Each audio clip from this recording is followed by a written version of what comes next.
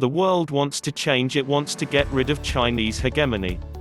And the alliance that seems all set to punish the dragon is the Indo-Australia alliance. At a plain geostrategic level, they can jeopardize Chinese trade routes like never before. Earlier this month, PM Narendra Modi held a virtual summit during which the two countries finalized the Mutual Logistics Support Agreement.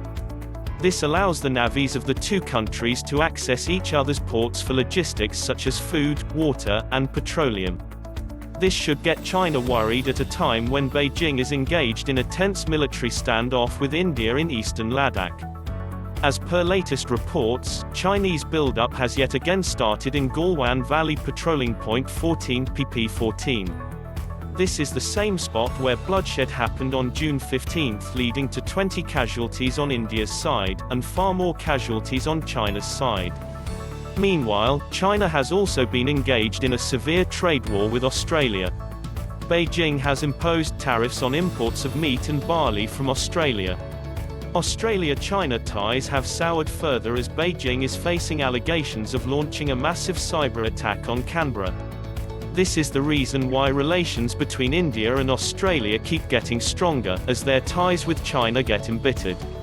New Delhi and Canberra can weaponize their strategic importance in the Indo-Pacific to hamper China's trade routes and oil imports.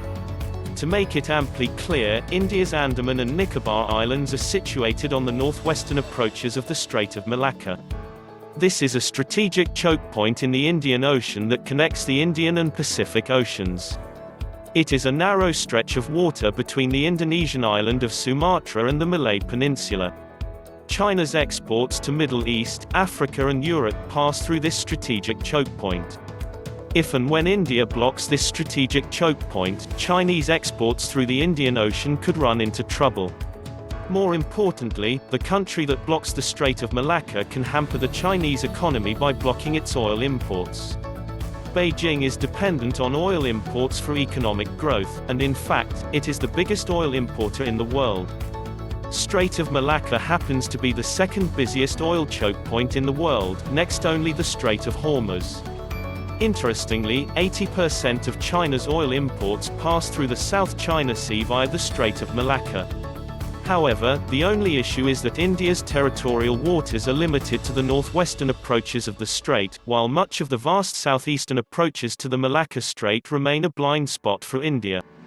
Consequently, the Indonesian Straits Sunda, Lombok, and Ombai Wetar also lie outside India's traditional sphere of influence in the Indian Ocean region (IOR). In case of a conflict, if India tries to disrupt China's access to energy resources, Beijing can potentially bypass India's area of influence through other Indonesian straits. But this is where Australia and the Mutual Logistics Pact between New Delhi and Canberra become crucial. If China tries to bypass India's area of influence around the Strait of Malacca and import oil through other Indonesian straits, India's friend Australia can block China's access.